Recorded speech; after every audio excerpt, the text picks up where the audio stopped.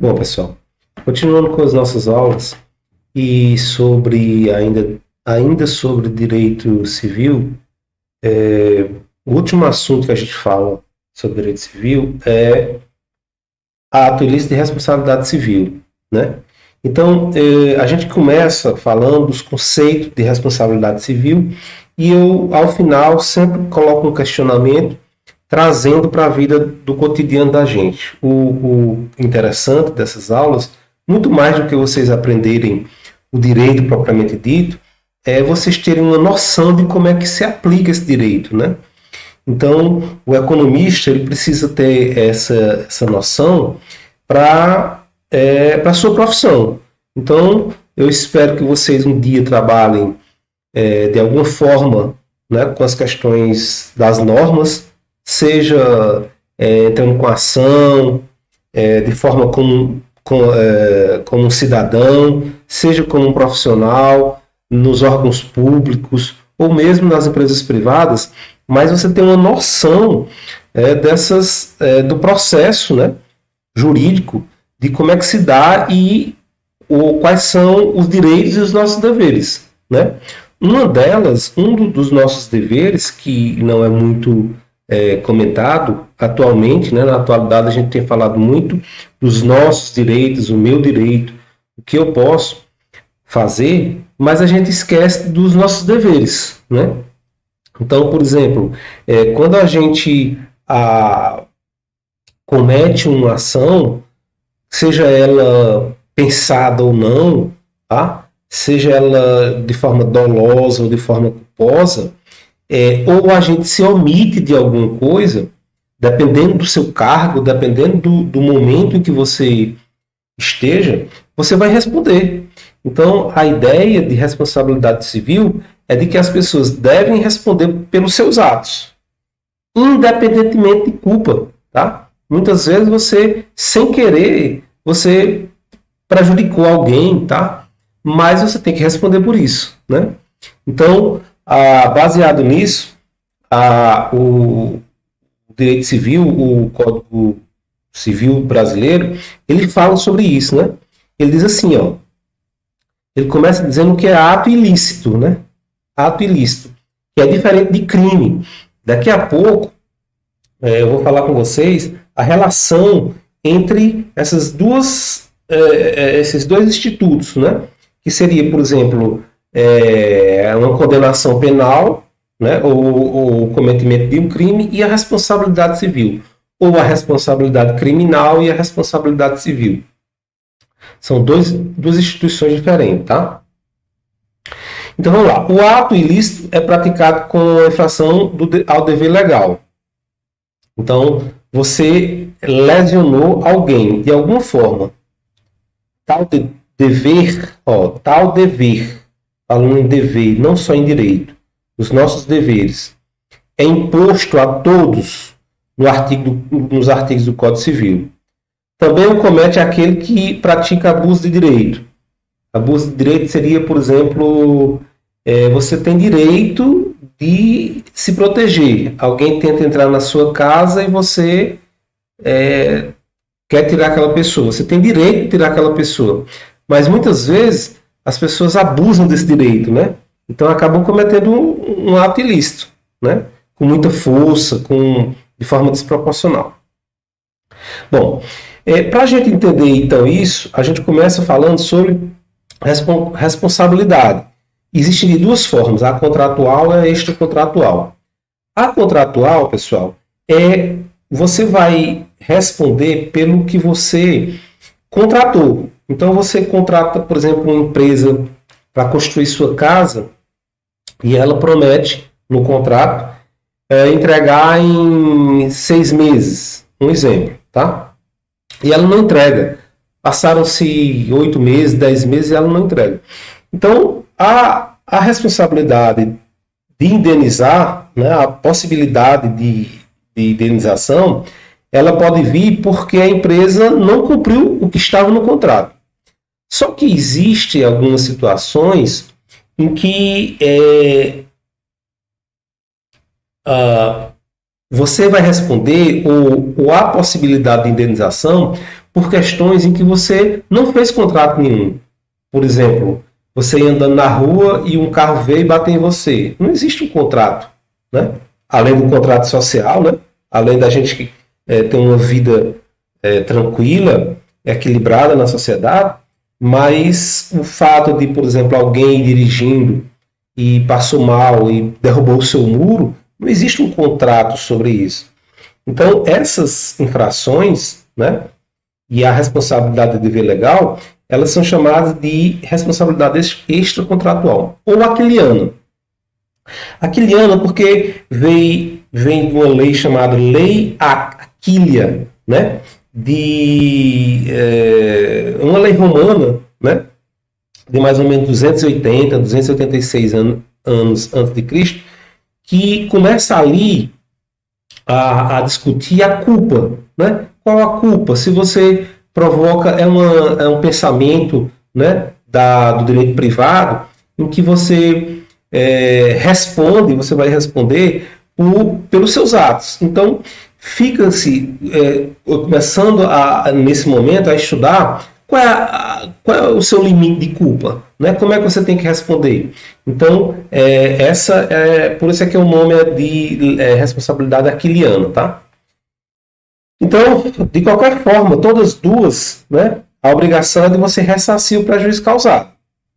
Como eu disse agora há pouco, mesmo sem intenção, se você prejudica alguém, você é obrigado a ressarcir o prejuízo, tá? Muito bem. Então, aqui no Código Civil Brasileiro, a gente tem alguns artigos que falam sobre isto. Ó. Artigo 186, aquele que por ação, omissão, tá? Não necessariamente uma ação, você se omitiu de fazer alguma coisa e prejudicou alguém. Voluntária, negligência, imprudência, daqui a pouco eu falo sobre a diferença entre negligência e imprudência. Violar o direito ou causar dano ao trem, ainda que exclusivamente moral, comete ato ilícito. Ok? Então, essa é a ideia. Não precisa derrubar o muro de alguém. Mas se você prejudica, por exemplo, a moral de alguém, você tem que... você cometeu um ato ilícito e você tem que responder por isso. O artigo 927 diz: aquele que por ato ilícito causar dano ao trem, fica obrigado a repará-lo. Tá? E aí, em 932, além disso, quem tem a responsabilidade da reparação civil, né?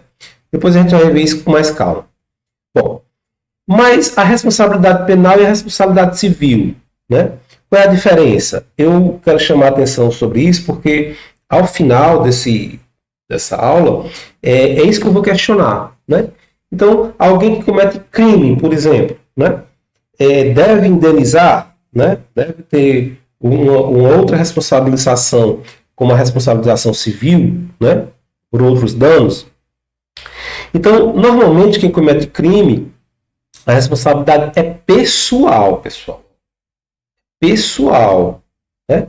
No sentido de que responde o réu, né? Por exemplo, com privação de liberdade, né? O agente infringe uma norma de direito público. Já na responsabilidade civil, a responsabilidade é patrimonial, tá? Então, vai ser sobre o patrimônio do devedor, né? Que responde por suas obrigações. E o interesse do lesado é o interesse privado, tá? Então, são dois institutos que eles andam separados, mas por diversas vezes eles trabalham juntos, tá? Bom, a responsabilidade pode ser subjetiva, né?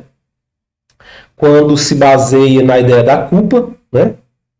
E a responsabilidade é objetiva, que é aquela que se funda no risco. Então, independentemente da culpa, pessoal, o que precisa mostrar aqui na responsabilidade objetiva só são duas coisas: o dano e o nexo de causalidade.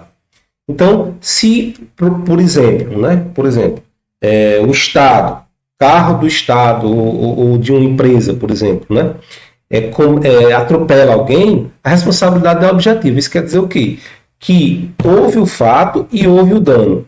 Existe uma relação, tá? Se existe uma relação de causalidade, então essa responsabilidade é objetiva. independentemente de culpa. Não, mas o motorista passou mal. Não importa. Não importa se ele passou mal, tá? O que importa é que tem que ressarcir a pessoa, a vítima, né? A pessoa que foi lesada, ok? Ah, mas depois você pode buscar a culpa, por exemplo, o Estado, a empresa, deve pagar a vítima e ele pode depois ir buscar a culpa desse motorista, né? Desse funcionário. Ele teve culpa, ele foi imprudente, né? Ele foi negligente, ok? Tudo bem? Aí existem alguns casos excepcionais, como por exemplo, quando alguém está privado de seu discernimento, né? Algumas pessoas consideradas loucas ou mesmo os menores, né? Então, quem deve responder civilmente são os seus representantes legais, né? Tá aqui, ó, pais, tutores e curadores. Só que existe um porém aí. Essa indenização ela não pode prejudicar, por exemplo, a vida dessa pessoa. Então, por exemplo, uma pessoa considerada louca passou e bateu no seu carro e quebrou o seu carro por algum motivo, porque estava com raiva, não sei. Porque estava privado de alguns medicamentos, não sei. Você pode pensar em alguma coisa parecida dessa forma. Mas imagine que essa pessoa prejudicou você de alguma forma, como quebrar os vidros do seu carro, quebrar a lâmpada, a pintura do seu carro. Então você vai pedir indenização, né, para o tutor, a pessoa que está, ou o curador dessa pessoa. Se a indenização for prejudicá-lo, né, na sua vida, por exemplo, no seu sustento, então é bem provável que a vítima, a pessoa que teve o carro quebrado ou maltratado, não receba, né? Porque o sustento daquela pessoa, né, que lhe prejudicou, é mais importante para o direito, né, segundo o artigo 928 do Código Civil, é mais importante do que, por exemplo, então, do que o seu carro, né, no caso. Então, você pode ficar sem o ressarcimento. Isso pode acontecer, tá? Mas esses são casos excepcionais. Bom, quais são os pressupostos, né, dessa responsabilidade extracontratual? Eu não estou falando do contrato, aqui a gente está falando da responsabilidade daquele ano. Ação ou omissão, muitas vezes você se omite. Por exemplo, o seu animal, você tem uma fazenda, sei lá, e tem uns animais lá.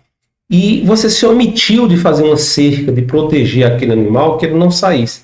Aí ele foi lá e invadiu o terreno do vizinho e comeu a horta do vizinho, por exemplo. Tá? Então, não necessariamente é uma ação, mas pode ser uma omissão. Então, os pressupostos são a ação, a culpa, né? A relação de causalidade e o dano.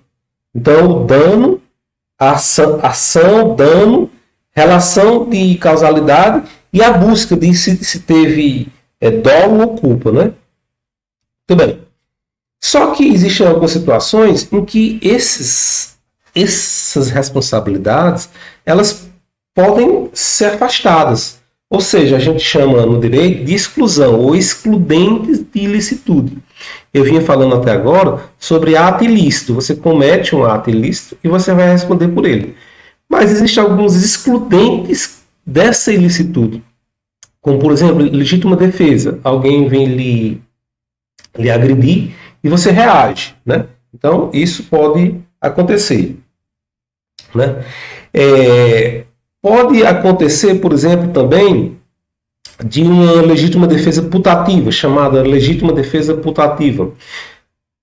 Alguém viria com uma faca, né, para tentar matar alguém que está atrás de você. Só que você não sabia. Aquela pessoa vem com uma faca para cima de você e você acreditava que era você. Ele queria lhe prejudicar. E era a pessoa atrás. Só que aí você reagiu. né? Você reagiu sei lá, cometeu algum delito ou algum ato ilícito, não sei. E aí, nesses casos aí, né, você não sabia, então é putativo, foi criado, né? Foi uma fantasia que criou que não tinha como você saber que era real. Exercício regular do direito, então, por exemplo, alguém que entrar na sua casa, né? O domicílio é inviolável. E no Brasil a gente sabe disso, que o domicílio é inviolável. Ninguém pode entrar na sua casa sem sua permissão. Então você quer expulsar aquela pessoa, a pessoa quer entrar, você quer expulsar. Só que às vezes você reage de forma muito violenta, tá? Então você abusou do seu direito, né? Em vez de você apenas espantar aquela pessoa, afastar, você bateu nela, você agrediu, então você vai. O abuso de direito, né, é considerado ato ilícito. Estado de necessidade. Estado de necessidade normalmente é quando você não tem uma situação outra que tomar para o dano menor. Né? Você vai aqui na rua, por exemplo, dirigindo um carro, uma moto, um veículo que seja qualquer, e aparece uma criança. Aí você, para não atropelar aquela criança, você jogou, né, o carro para cima, por exemplo, do muro. Então, derrubou o muro do cara lá e tal. Né? Você responde, você vai ter que responder. Mas você pode buscar, por exemplo, reparações. Então, o dono da casa vai dizer, olha, você vai ter que pagar meu muro. Tudo bem, eu vou pagar. Só que aí eu vou atrás, por exemplo, o pai da criança, né, deixou a criança, era responsável pela criança e deixou a criança correr. Eu posso entrar com indenização contra o pai, que era responsável pela criança. Né? Então, tem essas situações, tá?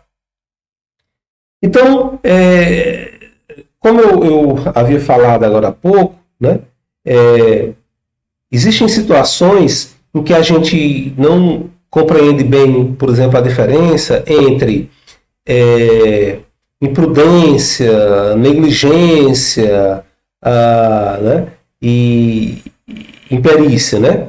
Então, toda vez que vocês estiverem em uma situação como essa e forem tentar entender, vocês vão ver o seguinte, ó, eu trago aqui só como modalidade de toda vida que você falar em imperícia e negligência, elas têm muito a ver com a questão de técnica, tá? Então, por exemplo, a imperícia é quando alguém vai resolve fazer alguma coisa que não tem habilidade. Por exemplo, um médico que não é médico. Um cara vai lá e diz, olha, toma esse medicamento. Você vai descobrir ele não é médico, né? Então ele é imperito. Outro exemplo mais simples é quando você vai dirigir, pegar o carro para dirigir, né? E não tem habilitação. Você não fez curso, você nunca andou de carro e você tenta sair no carro, né, e prejudica alguém. Então, isso é imperícia. Né? Você é imperito. Negligência é quando existe uma falta de cuidado, mas também de técnica. Por exemplo, o mesmo exemplo do motorista. Né? Então, o motorista vai lá e, sei lá, não percebe se os freios estão bons ou sei lá, para o carro e não aciona os freios, né? Que o carro sai em movimento e derruba um muro, coisa parecida. Isso é negligência, também em questão de técnica. Já a imprudência é de forma geral, né? A imprudência é de forma geral. Normalmente você age sem muita preocupação. Por exemplo, quando você passa de sinal vermelho. Né? Então, você passa no sinal fechado, sinal vermelho, você está sendo imprudente. Pode ser que não aconteça nada, mas pode ser que, sei lá, venha passando uma pessoa, venha passando outro carro, né? Então, isso é imprudência, tá ok? Muito bem, eu vou falar aqui rapidamente sobre as classificações né, dos atos ilícitos, né, que a gente vinha falando agora há pouco, mas o que eu quero chamar a atenção de vocês, mais do que isso, né, mais do que isso, mesmo porque eu vou deixar aí com vocês um arquivo em que vocês falando sobre responsabilidade civil. Então, quem tiver mais interesse, vai abrir lá na aula, vai compreender quais são os artigos do Código Civil, né, o que é responsabilidade civil e tal. Aqui é só com um intuito, uma ideia, né, para a gente chegar no que eu acho que é principal, né, na sua aplicação. Ó. Aqui, ó. Então, quando a gente aplica, quando a gente traz para um caso concreto, por exemplo, é que a gente entende por que dessa aula, por que desse assunto dentro, por exemplo, do curso de economia. Então, a sua aplicação ela é muito importante. Eu quero, ao final, deixar vocês com esses questionamentos aqui. Ó. Então, são essas questões que importam mais nessa aula. Bom, mas voltando aqui, né, a gente pode classificar a responsabilidade em objetiva e subjetiva. Objetiva, a subjetiva é a objetiva mais o elemento de culpa, de dolo ou culpa. Né? Então, pessoal, a objetiva, como eu disse para vocês, você só precisa caracterizar a conduta. Alguém teve uma ação ou uma omissão, houve um dano e houve um nexo, uma relação entre o dano e a conduta. Tá? Então, o dano pode ser material ou moral, né? E é essa relação que faz com que haja as responsabilidades objetivas. O Estado tem responsabilidade objetiva. Então, eu já falei sobre isso e a gente vai discutir um pouco mais na frente. Qual é a responsabilidade do Estado, por exemplo, em relação aos crimes? Né?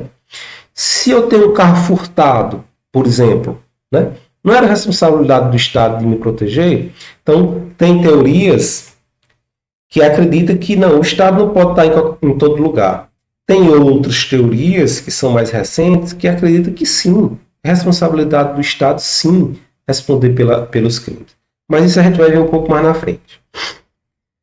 Bom, a subjetiva, tá? A subjetiva, ela tem um desses dois elementos, culpa e dano. Ou dolo, perdão.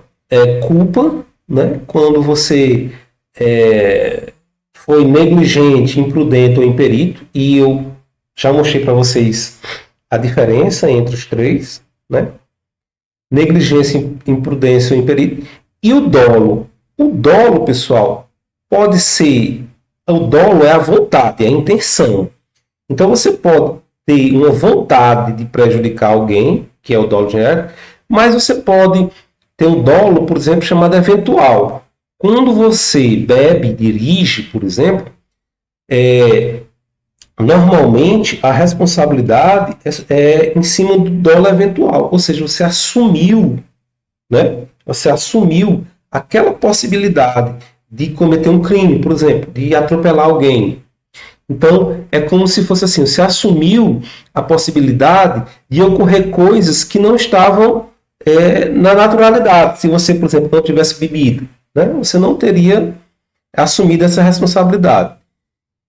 Quando você passa no sinal vermelho, por exemplo, né, você está assumindo um risco de acontecer algo, né, fora da normalidade.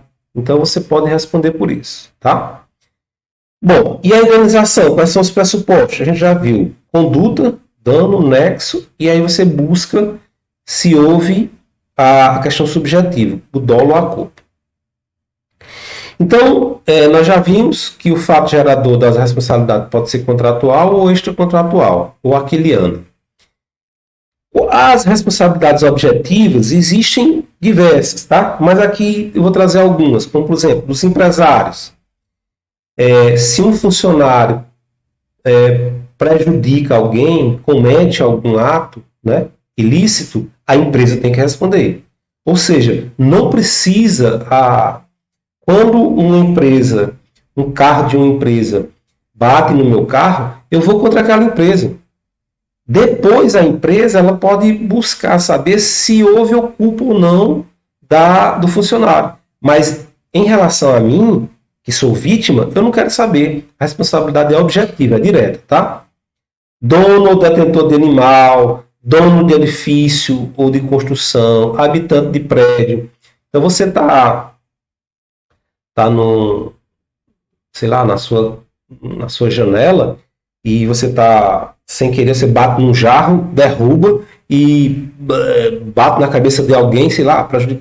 Então, a responsabilidade, eu não quero saber o que foi que aconteceu. Você vai ter que responder, tá? E existe outras responsabilidades, que é a chamada responsabilidade solidária, tá? Que é um pouco diferente. Eu posso entrar contra algumas pessoas, por exemplo, não só uma pessoa, são várias pessoas, né? Então, por exemplo, o empregador, né? Então, em relação à empresa, eu posso entrar contra o funcionário ou contra a empresa. Então, a responsabilidade é solidária. Um dos dois pode responder, depois eles se resolvem entre eles. Mas, como, por exemplo, os donos de hotéis, hospedarias, né? Dos que participaram de alguma forma do produto do crime, né? Então, alguém fez um roubo acolá e vendeu as peças do automóvel para aquela pessoa. Então, eu posso entrar com qualquer um dos dois. Todos os dois vão responder solidariamente, tá? Muito bem. Subsidiária, a subsidiária é quando a pessoa que comete o ato, ele não pode responder de alguma forma. Então, subsidiariamente, outros vão responder. No caso, os pais ou os tutores, né? A gente já viu sobre isso. Existem outros casos de responsabilidade que não entram nessa seara. Existe uma legislação específica, né? Como, por exemplo, a teoria do consumidor, como a questão do meio ambiente, como as questões artísticas, paisagísticas, né? Então, existem leis específicas de responsabilidade sobre esses atos, tá? Que envolvem esses assuntos aqui. E, como nós vimos anteriormente, eu falei para vocês sobre as excludentes, né? Legítima defesa. Alguém vem lhe agredir, você reage. Exercício regular de um direito, tirar alguém de dentro de casa. Estado de necessidade. Alguém, sei lá, tem uma casa pegando fogo, né? E você sabe que tem alguém lá dentro. Aí você vai lá e entra. Você não foi convidado, mas você entra na casa, você derruba o muro, quebra as janelas e tal, não sei o quê. Então, por estado de necessidade, você. Então, essas situações, você pode dependendo da situação, indenizar, mas não vai ser, por exemplo, criminalmente penalizado, né? Culpa exclusiva da vítima, né? O cara vai passando e o carro vai passando e ele pula na frente do carro, né? Caso fortuito e força maior. Essas duas situações aqui, pessoal, elas são interessantes. São casos, por exemplo, quando você deveria cumprir com algo, mas aconteceu uma guerra, né? Aconteceu uma guerra, né? E você não previa aquela guerra, ou uma greve, né? Ou uma greve. E a força maior seria, por exemplo, uma situação da natureza. Vamos supor, houve um raio, teve um raio, uma chuva muito grande, e eu não consegui cumprir com o que estava, né? Esses casos aí exclui, né, a responsabilidade de quem tinha a responsabilidade de cumprir com algum compromisso, né? Muito bem. A ideia aqui é que vocês vejam casos concretos, né? Então, olha só, aqui o exemplo, ó. Se um motorista atira o seu veículo contra um muro, derrubando para não atropelar uma criança que inesperadamente surgiu-lhe à frente. O seu ato, embora lícito e mesmo nobilíssimo, não o exonera de pagar a reparação do muro. Tá? Então, o que a gente estava falando agora há pouco. A pessoa lesada ou o dono da coisa, dono do muro, por exemplo, destruída, deteriorada, se não forem culpados do perigo, terão de ser indenizados. No entanto, o evento ocorreu por culpa do pai da criança, por exemplo, que é responsável por sua conduta. Desse modo, apesar de ter que pagar o muro, o motorista terá ação regressiva contra o pai. Tá? Então, esse é um exemplo. Outro exemplo. Outro exemplo. José estava conduzindo normalmente seu veículo em uma via de mão dupla quando foi fechado pelo carro de Paulo. Ó. José ia no carro e foi fechado. E que dirigia imprudentemente. Então, em razão desse fato, o veículo de José entrou em contramão e atingiu Pedro, outra pessoa que pilotava uma moto. Por conta do acidente, Pedro teve amputado uma das pernas. Aí vem. Pedro ingressou com ação de indenização contra José, cobrando danos materiais, morais e estéticos. No que tange aos danos materiais, né, o autor pediu que o réu fosse condenado a custear as despesas com o tratamento de saúde e a pagar uma pensão até o final da vida de Pedro. Então, os advogados contestaram, e aí eu quero que vocês vejam aqui o que foi que aconteceu, tá? O que é que o direito vem falando sobre isso, ó. Pergunta. José tem o dever de indenizar a vítima, mesmo tendo atingido sob estado de necessidade? Né? Segundo, há fundamento jurídico para que José seja condenado a pagar uma pensão mensal à vítima? Terceiro, até quando essa pensão deverá ser paga? Até 65 anos, com base na expectativa de vida da vítima? D. É possível a acumulação de danos morais e estéticos? Né? Então, eu quero que vocês vejam, né, as decisões, o que foi decidido sobre isso, como é que acontece. Por quê que isso é interessante? Porque pode acontecer com vocês, comigo, com qualquer um de nós. Então, vocês terem uma ideia do que pode acontecer, tá? Mas, mais importante do que isso, no meu modo de ver, é interessante a gente perceber o seguinte. Eu quero que vocês façam uma reflexão comigo sobre essas situações aqui. Ó. Qual a relação entre condenação penal e responsabilidade civil? Por exemplo, se alguém é motorista de táxi e é assaltado e é morto. Então, essa pessoa que matou, tá? Ela vai responder penalmente. Mas civilmente, esse cara era o único que trabalhava na família. Ele era o único que cumpria com as obrigações, que trazia dinheiro para dentro de casa, para pagar as contas de casa. E agora, como é que fica? Então, além dessa condenação penal, terá responsabilidade civil, por exemplo, o bandido, né, a pessoa que cometeu o crime, o criminoso, vai indenizar de alguma forma, né? Segundo, a reparação de danos por crime no Brasil é uma realidade. Então, isso acontece, né? Se existe essa relação, isso acontece no Brasil. E qual a responsabilidade do Estado brasileiro pelos crimes? Então, quando o criminoso faz esse exemplo que eu falei para vocês, como é que o Estado brasileiro age? Ele responde de alguma forma, tá? Então, são essas questões que a gente vai discutir agora, ok? Então, vamos lá. Olha só. Muito bem. Pensando nessa forma, pensando desse jeito, eu trouxe para vocês o seguinte. O que diz as normas brasileiras? Então, olha só. O Código Civil diz que aquele que por ato ilícito causar dano ao trem fica obrigado a repará-lo. A Constituição Federal, no seu artigo 5º, ele diz, nos seus incisos, traz a obrigatoriedade da reparação. A Lei de Juizados Especiais também falou sobre a legislação. E ainda o Código do Consumidor, a Defesa do Consumidor, assegura a reparação de danos. Então, nós temos diversas normas no direito brasileiro que falam sobre reparação. Mas existe essa reparação? Né? Será que existe aqui no Brasil? Então, é isso que eu quero pensar junto com vocês, ok?